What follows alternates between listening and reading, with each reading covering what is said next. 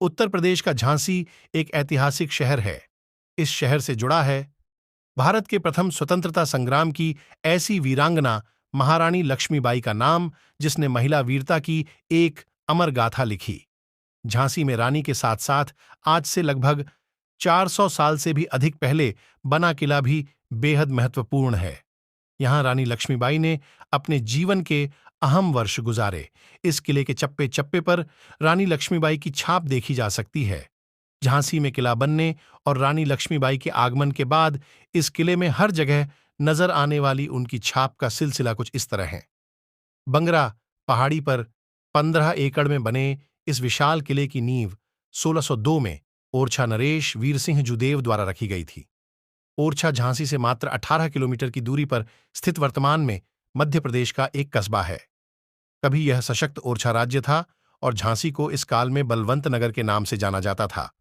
उस समय बलवंत नगर में रहने वाले किसान खेती, दूध, दही और लकड़ी बेचकर अपना गुजारा करते थे। बलवंत नगर की भौगोलिक स्थिति कुछ इस प्रकार की थी कि यह स्थान बुंदेलखंड की सुरक्षा के लिए सैनिक छावनी के लिए उपयुक्त था। इसी कारण ओरछा नरेश वीर सिंह ने इस नगर की बंगरा पहाड़ी पर 1602 में किले का निर्माण शुरू कराया। किले को बनने में 11 साल का समय लगा और यह 1613 में बनकर तैयार हुआ। जब यह किला निर्माणाधीन था, तब ओरछा नरेश से मिलने जैतपुर के राजा आए। जैतपुर के राजा को अपने किले की छत पर ले जाकर हाथ से इशारा करते हुए ओरछा नरेश ने पूछा, देखिए, आपको कुछ नजर आ रहा है? इस पर राजा जैतपुर ने गहराई से देखते हुए कहा कि बलवंत नगर की पहाड़ी पर कुछ झांसी धुंधला सा नजर आ रही है। ओरछा नरेश खुश होते हुए कहा कि आज से बलवंत नगर का नाम झांसी होगा।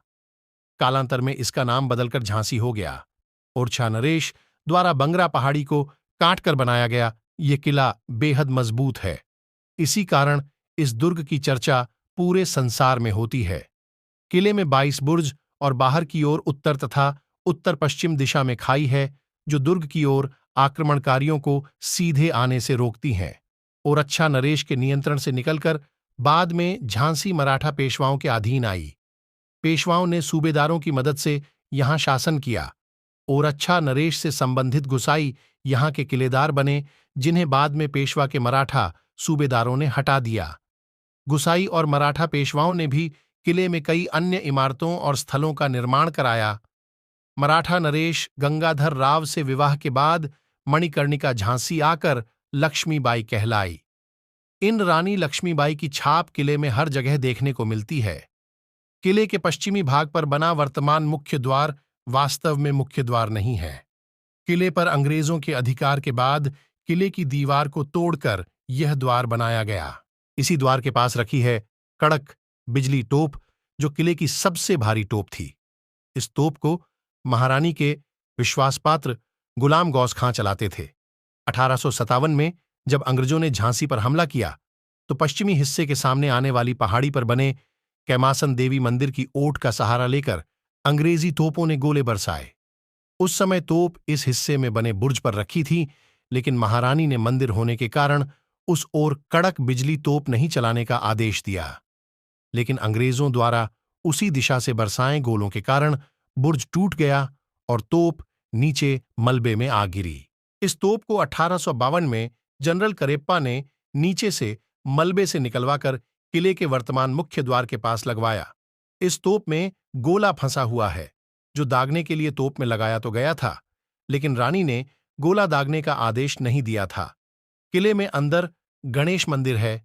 यूं तो राजा गंगाधर राव और महारानी लक्ष्मीबाई का विवाह किले के बाहर बने गणेश मंदिर में हुआ था, लेकिन विवाह के बाद किले में पहली पूजा रानी ने इसी मंदिर में की थी। इसीलिए इसे राजा ने अपने विवाह स्थल के रूप में मान्यता दी थी। किले में इस मंदिर का बहुत महत्व था। रानी रोज यहां पूजा अर्चना के लिए आती थीं। किले के वास्तविक द्वार इसी गणेश मंदिर के नीचे हैं, जो लकड़ी के बने हैं और आज भी किले में मौजूद हैं। इन्हीं दरवाजों से रानी का किले में आना जाना होता था। किले के मुख्य भाग में कारावास, कालकोठरी, शिव मंदिर, फांसी घर, पंचमहल, पाताली कुंगा, गलाम गौस खां, मोतीबाई अवखुदा बख्श की समाधि स्थल और महारानी का छलांग स्थल महत्वपूर्ण जगह है। गंगाधर राव बेहद सख्त राजा थे और वह गद्दारों या नाफरमानी करने वालों के प्रति बहुत सख्त रवैया अपनाते थे। और कहा जाता है कि छोटी गलती पर भी फांसी की सजा दे देते थे।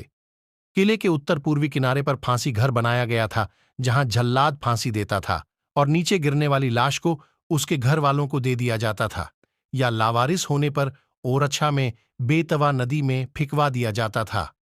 मात्र 13 साल की उम्र में विवाह के बाद झांसी आई महारानी लक्ष्मीबाई में इतनी ऊंचे दर्जे की प्रशासनिक समझ और मानवीयता थी कि उन्होंने राजा गंगाधर राव से कहकर छोटी सी बात पर ही फांसी देने की इस प्रथा का अंत करवाया। उन्होंने किले में एक कारावास और काल कोठरी बनवाई और राजा को समझाया कि जो कर्मचारी नाफरमानी करें उन्हें पहले कारावास में रखा जाए और इतना कम खाने को दिया जाए कि वह सही रास्ते पर आ जाएं। गद्दारों से निपटने के लिए बनाई गई काल कोठरी ऐसी जगह है जहां जाने वाला हर कैदी हर पल अपनी मौत की दुआ मांगता था। इस बड़ा सी काल कोठरी में न तो कोई खिड़की है और न ही कोई रोशनदान। यहां बस नाम मात्र के लिए बेहद छोटे रोशनदान है। इस कारण इस कोठरी में सीलन और अंधेरा रहता है। इसी कारण यहां रखा जाने वाला हर कैदी हर पल अपनी मौत की दुआ मांगता था। किले के मुख्य भाग में बना पंचमहल बेहद खूबसूरत इमारत है, जो 5 मंजिला थी। इस पंचमहल में राजा और रानी रहते थे। इसकी सबसे ऊपरी मंजिल में बनी रसोई में राजा और रानी के लिए खाना बनाया जाता था। सबसे ऊपरी मंजिल को बाद में अंग्रेजों ने तुड़वा दिया और सपाट कर दिया। उसके नीचे की मंजिल वर्तमान में बंद है। बीच की मंजिल में रानी दोपहर में अपनी सहेलियों के साथ झूला झूलती थीं। यहां चंदन की लकड़ी का झूला टंगा था। रानी अपनी सहेलियों के साथ फुर्सत के पल बिताती थीं। इससे नीचे की मंजिल में रानी व्यायाम किया करती थीं। बारादरी किले में एक ऐसी जगह जो राजा रानी के मनोरंजन के लिए इस्तेमाल होती थी। यहां गजराबाई का नृत्य उनके मनोरंजन के लिए होता था। इसी जगह पर सुरक्षा की दृष्टि से भवानी शंकर तोप रखी गई थी, जिसे महिला तोपची मोतीबाई चलाती थीं। किले में 1602 में बनाया गया एक पाताली कुआं है।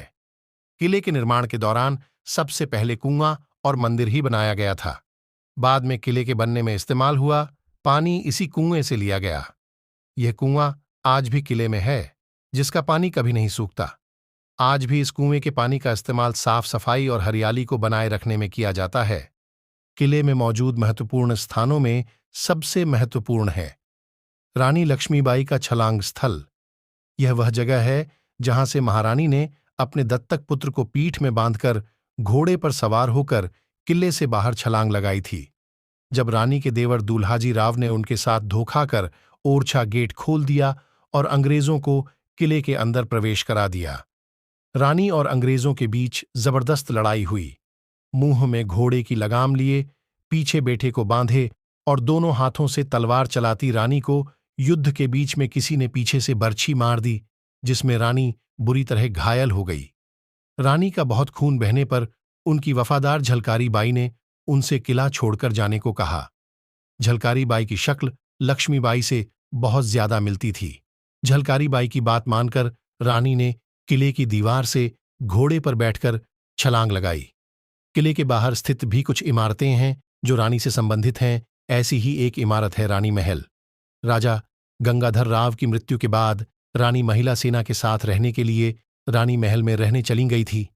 इसके अलावा लक्ष्मी तालाब के पास गंगाधर राव की समाधि है और काली जी का बड़ा मंदिर है। रानी रोज काली जी की पूजा करने आती थीं। झांसी में कोई ऐसी जगह नहीं है जो महारानी लक्ष्मीबाई के प्रभाव से अछूती रही है। वीरता और पराक्रम की प्रतिमूर्ति रानी का प्रभाव भी किले में मौजूद हर स्थान पर साफ देखा जा सकता है।